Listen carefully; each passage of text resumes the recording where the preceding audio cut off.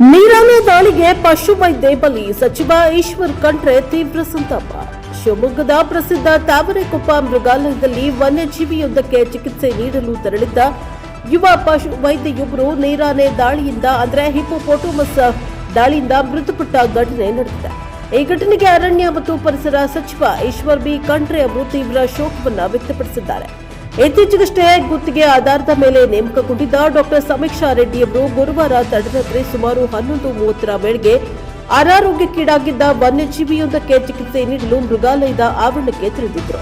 ಈ ಸಂದರ್ಭದಲ್ಲಿ ಏಕಾಏಕಿ ನೀರಾನೆ ದಾಳಿ ನಡೆಸಿದ್ರಿಂದ ಅವರು ಗಂಭೀರವಾಗಿ ಗಾಯಗೊಂಡಿದ್ರು.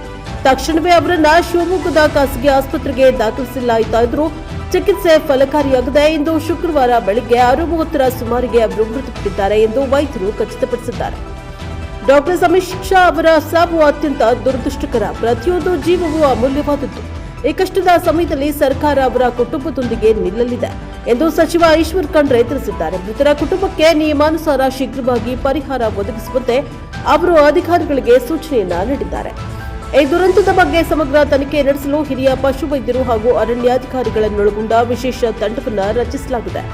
7 ದಿನಗಳ ಒಳಗೆ ವರದಿ ಸಲ್ಲಿಸುವಂತೆ ಸಚಿವರು ಗಡುವನ್ನ ನೀಡಿದ್ದು, ಇನ್ನು ಮುಂದೆ ರಾಜ್ಯದ ಎಲ್ಲ ಮೃಗಾಲಯಗಳಲ್ಲಿ ವನ್ಯಜೀವಿಗಳಿಗೆ ಚಿಕಿತ್ಸೆ ನೀಡುವಾಗ ಪಶು ವೈದ್ಯರು ಕಡ್ಡಾಯವಾಗಿ ಪ್ರಮಾಣಿತ ಮಾನದಂಡ ಪಾಲಿಸಬೇಕು ಎಂದು ಅವರು ಕಟ್ಟುನಿಟ್ಟಿನ ಆದೇಶವನ್ನು ಹೊರಡಿಸಿದ್ದಾರೆ.